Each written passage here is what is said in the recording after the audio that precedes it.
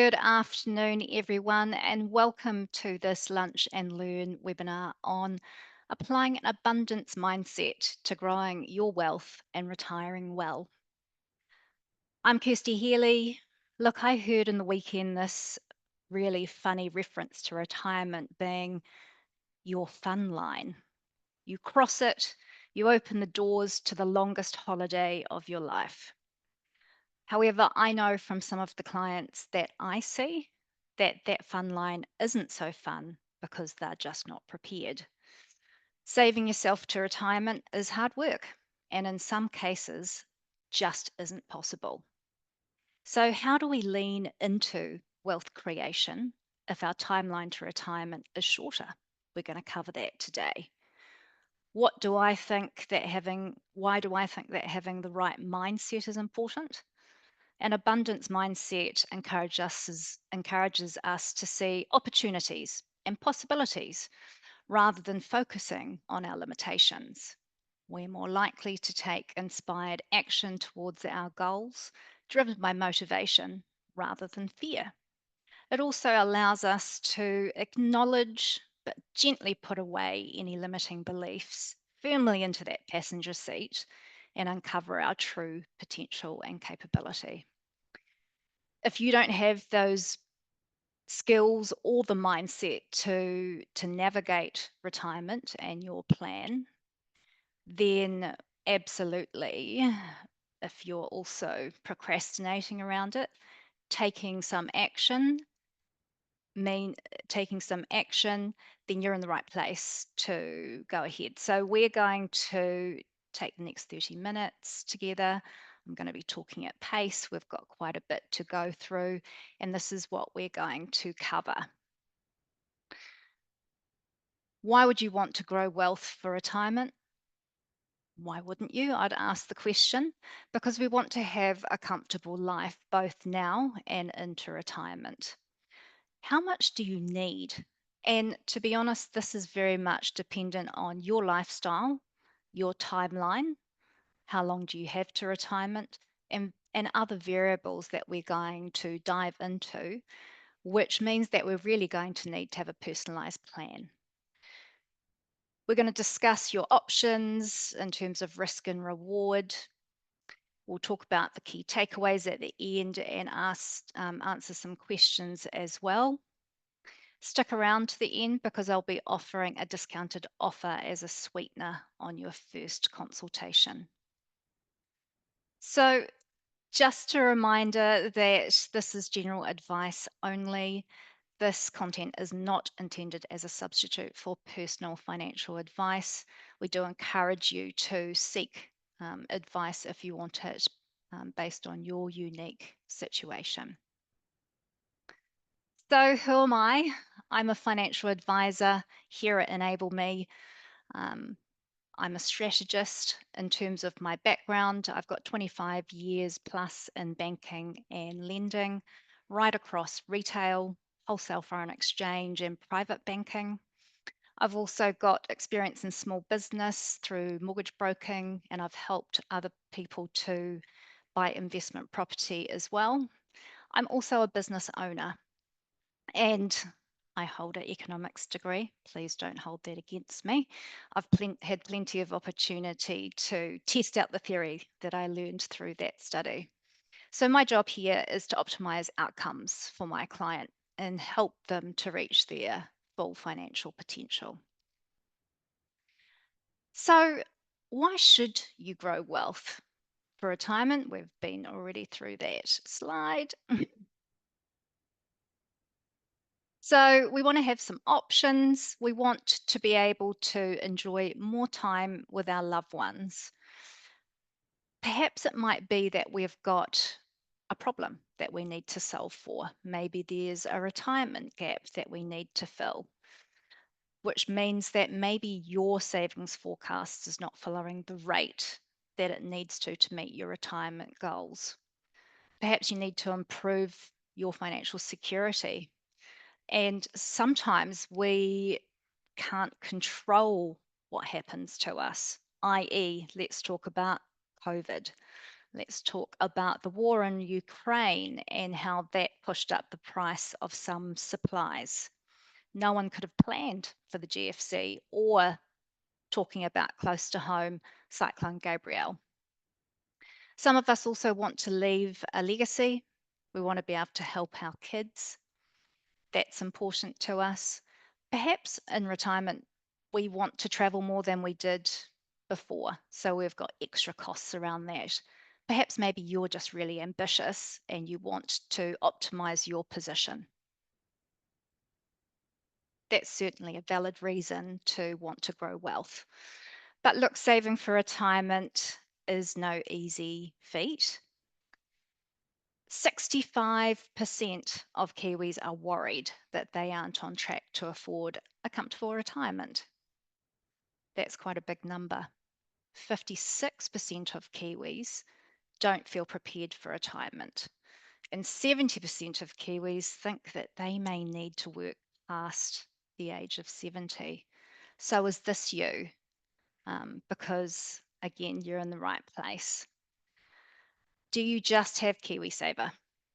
Because for many, KiwiSaver likely won't be enough. And that really draws on these statistics. The average KiwiSaver balance in New Zealand is $37,079. Not very much. And for some people, you'll go through that in less than a year in retirement. But look at the disparity between men and women. Just over 42,000 for men and 34,000 for women. Now, that doesn't really call on how good we are at investing, because we know from research that women are very good at investing, but really calls on that gender disparity and the income that women can earn compared to men. So we think that KiwiSaver should be part of a wider wealth creation scheme. We want to pull out the benefits of what your employer is contributing to you. The free money that we get from the government, absolutely. But it shouldn't be your only retirement savings. And to be fair, KiwiSaver is really constructed under the assumption that you're going to have a freehold home as well. Don't forget, there is a disadvantage that your funds are locked up there until age 65 also. So what is a wealth creation strategy? Look, it's unique for everyone. Essentially, it depends how long you've got to go. And do you want a no frills retirement? Most of us don't want that. We're relegated to that potentially. Or do you have, high expectations of, a luxury filled retirement? Essentially, what we want is for it to be well diversified. We want it to allow for curveballs and wiggle room, because at the end of the day, life is not static. We need our strategy to essentially evolve with change. So also we realize that review is an important part of the strategy, because we need to change up dependent on where we are. Yes, we want to pay down the mortgage. Yes, we want to have a surplus, but we also want to perhaps ensure that we're raising financially independent kids, as an example, so that they don't prevent our plans in retirement really coming undone. So, what's the goal that we're really aiming to in terms of a number? Yes, we want a mortgage-free home. If you don't, or not on the trajectory for that, then essentially we just need to include that, potential rent figure in your model that we're looking at. But essentially, we're looking at what are your annual living costs approximately times 25, and we're looking at from age 65 through until age 90. There are other things that we might want to consider though. Where do you live? Are you in Auckland? Do you intend to end up in a regional area? So will you be taking money out of perhaps your property? The other part I find intriguing, particularly with the clients I'm talking to, is your accommodation. Ask yourself the question, is this going to be your forever accommodation? Because when you're 80 and you don't have heating or you don't have insulation, you have a two-story home and it doesn't accommodate for you as you get older, you really need to think about how you future-proof. You want to consider the lifestyle that you want, absolutely. Are we traveling every year? And that's quite different to how we had spent previously when we were earning an income. And also, some of us don't want to work till 65. Some of us want to retire earlier at 55. Some of my clients want to work until they're 70 because they really love their job. But what we want to include in that plan is the choice to be able to do that rather than having to do that. So, what are we looking at in terms of considerations? We're looking at what is your starting point? What are your resources? What do we have? What is the gap that you have between now and your retirement date? How do you tend to interact with money? What are your money habits and your tendencies with money? And what's the hand that you've been dealt? And how do we circumnavigate that? And then we want to look at essentially your financial foundation. I'm going to go into that really shortly, but I'll ask the question to you, what does, is it ever too late essentially to start? The answer is no. My clients range in age from age 21 through to age 67. I have several that have just started to think about planning in their early 60s. Yes, it's harder, but it's also not impossible. So, we love to talk about having a strong foundation in order to build our plan. And we need to have all of these things. There is no silver bullet here. We want to, yes, understand our money habits. We want to set some goals. We want to understand that we've got a surplus going. If we've got debt, particularly the mortgage, we want to really focus in on getting that paid down as quickly as we can. And then, is our KiwiSaver working optimally for us? And do we have that lovely safety net by way of a cash buffer and some insurance in place as well? Look, if you've hit your 40s and you haven't checked what your number is, you're putting your head in the sand. Can I assure you that knowledge is power? If there is a problem, what is the problem that we're solving for? Let's take a look at that. And I'm going to give you a few guidelines here. So, if you have a retirement savings gap of 1 million and you're mortgage free by age 45, likely that you'll have 20 years of compounding returns. You're likely going to need to attract a return of about 5% after tax and inflation. If you get to the age of 55 and you've got 10 years left to save, you're likely going to need to double that to about 10% after tax and inflation. If you hit age 65, you're going to possibly need to work longer or have a strategy to close that gap. So here's a busy little picture. And what this shows you is that if we were to get to age 65, we've just got KiwiSaver. Maybe that might stretch through to age 69. This is not an ideal situation. If, however, we were to start at age 55, we've got 10 years to save. We might stretch that out to age 80. However, if we have a wealth plan in place that gets our unused resources working hard for us in the long term, that is likely to stretch out to age 90. Love this little saying also. If you're on the right track, and you'll get run over if you just sit there. So life changes, we need to review where we're at. And wealth strategies, they don't just end at retirement. So in terms of, what are our options for investing in terms of asset classes, there are a heap of them. We utilize different assets in order to solve the problem that we have. Main principles are diversification, and we want to de-risk our plan wherever we can. So this really shows us, on a scale, less risk, less return at cash, right through to the top of that scale being shares and business at the top end. And we're going to talk a little bit about leverage next as well in the next few slides. Basically, leverage is a fancy way of saying borrowing to buy an asset. And through that process, your returns on that are amplified. So we'll talk about that shortly.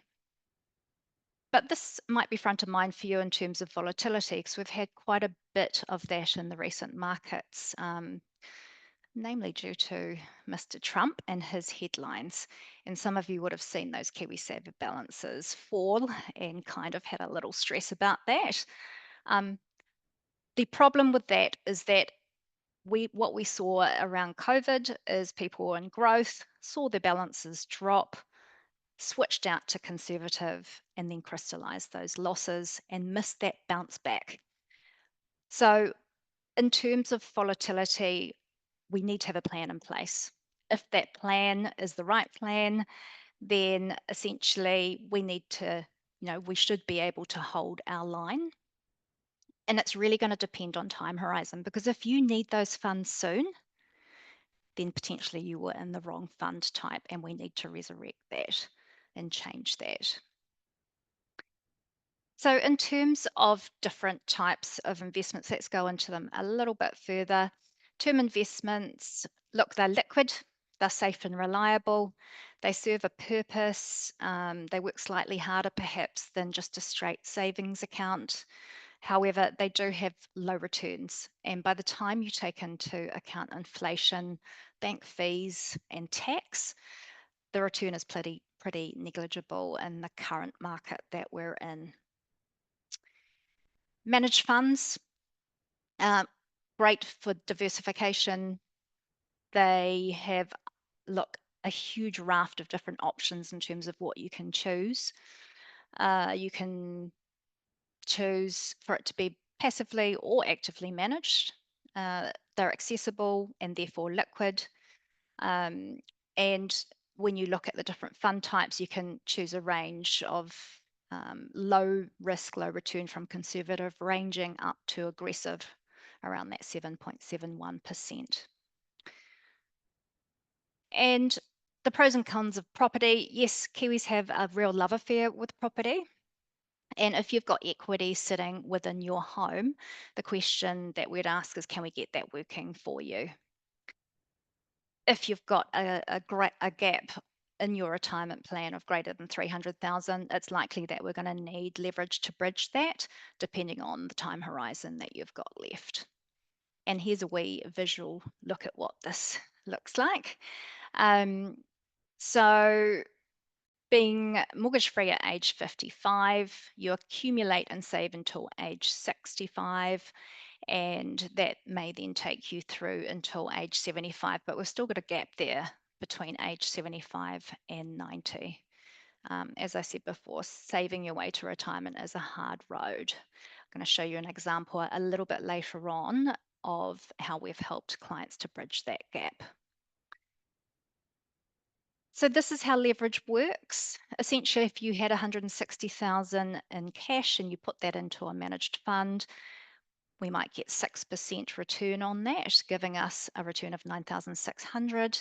However, if you were to put that 160 into a property, borrowed the rest from the bank, then that return on that $800,000 asset would be 48,000, so a lot higher. However, not all properties perform the same, so we want to get the right one. Not all properties go up by the same amount. It's going to depend on location.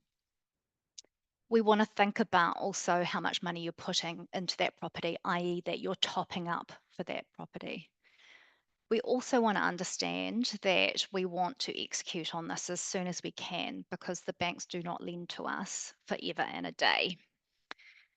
Also, look, a cycle is not linear, and we want to really think about our hold strategy with property. Essentially, it doesn't go up at the same amount every year. It doesn't increase in value steadily. There's ups and downs. We want to ensure that we can hold for at least a property cycle of between 7 and 10 years, sometimes more in the regions. And that old chestnut saying about it's not about timing the market, it's about time in the market. So here is a little example of some clients that we helped, Jim and Kathy. They were aged 51 and 55. They came to us with a retirement gap of 550,000, and they ended up buying a property in Papamoa, 3-bedroom. That was in 2020. The purchase price was 665,000, and today's CV is at 860,000. So 195,000 of capital growth. If they can then hold that for another 10 years, they'll be able to close their retirement gap. So look, in terms of key takeaways, we've been through the fundamentals of getting ready for retirement. Where do you sit on the scale of being prepared to cross the fun line? One of the common comments that I get is, I wish I had have come to see you 10 years earlier. Yes, we wish you had too. At the end of the day, a plan without action is just a wish. So, key takeaways: consider the problem you're trying to solve, understand the requirements of your investments, consider what your time frame is, and consider how much risk you need to take to close that gap. And I can't stress enough, if you don't have the skills to do this yourself, or if you're procrastinating on taking action, it's time to ask for help from a professional. So I promised you a bit of a sweetener and a discount. So if you are wanting to sign up today, um, for a first consultation with myself or one of my amazing colleagues, then the cost is discounted to $149. So you can just scan the QR code here. Usually it's valued at $400, so a great saving. If you were to take up the offer from tomorrow, it's $249, so not quite as good, but still amazing value. So all you need to do is hit the QR code, or you can use the link there, enable.me/wealth-mindset, to be able to register for that. So we've got a little bit of time, it looks like, to go through some Q&A. Yes, we've got some questions that have come in. The first question is, how do you get past being nervous about investing?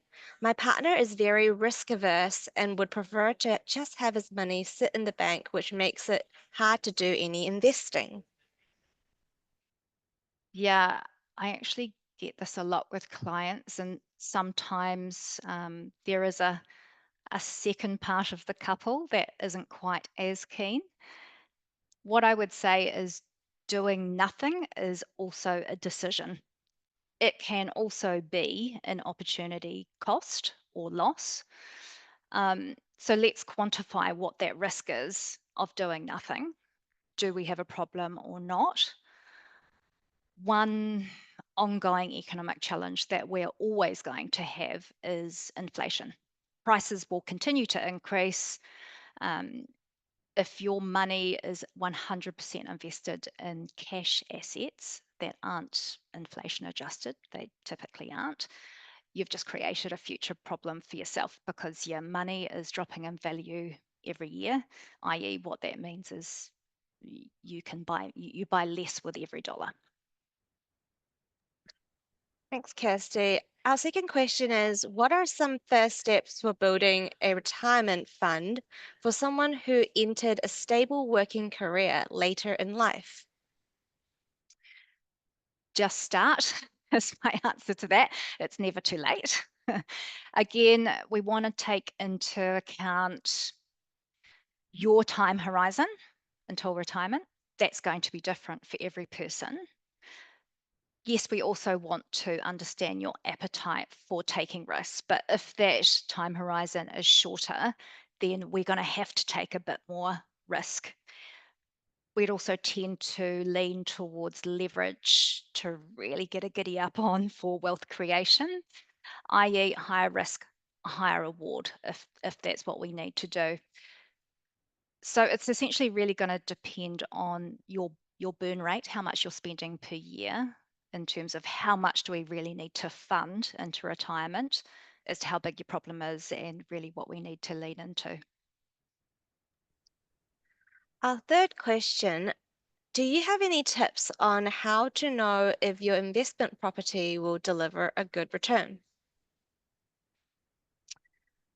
No crystal balls here, unfortunately. However, that's control the controllables. It's all about taking a step back, buying the right property for you, ensuring that you're in a situation and position where you can afford to hold that property through a property cycle. It needs to be good enough to essentially solve your problem. My advice here is to, in your planning stage, put some time into your property criteria. Put that in place first before you go shopping. Make sure that each of those criteria is really ticked off. And our last question, it's common for people to have goals of traveling or pursuing hobbies in their retirement, but no longer have the physical health to do Mm, so when they get to that age. Do you have mm. any advice on how to balance growing your retirement savings with enjoying your working years and pursuing those dreams while you're still in good health? Yeah, really good point, because I know that I want to enjoy my life right now, and I don't want to be living on noodles because I'm just saving for my future retirement. So, part of the strategy I put in place for my clients is protecting your spend into those discretionary areas, into protecting those things that make life worth living. So essentially, they become my non negotiable expenses. Everything else we get working as productively as possible. Um, we want to get a plan in place to really understand what your current trajectory is, and most importantly, understand what asset allocation we're going to need to achieve a comfortable life, both now and into retirement as well. Thanks, Kirsty. I'll hand it back to you to close off. Amazing. Thank you, Amelia. So, look, we would all love for you to come and join us and have a discussion. As I said, it is 90 minutes packed full of value for you based on your unique situation. So, I hope to see you. Please register. And if you do it again by tonight, it's only $149. If you do it tomorrow, $249. But I look forward to seeing you soon. Thanks very much and have a great afternoon.